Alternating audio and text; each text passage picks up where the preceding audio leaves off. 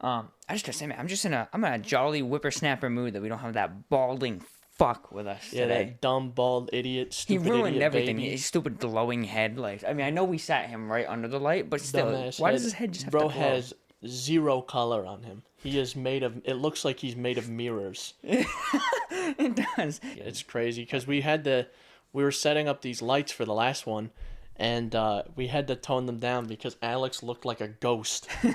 And then he still looked even. I said, "Bro, go outside, get some color on you. Yeah.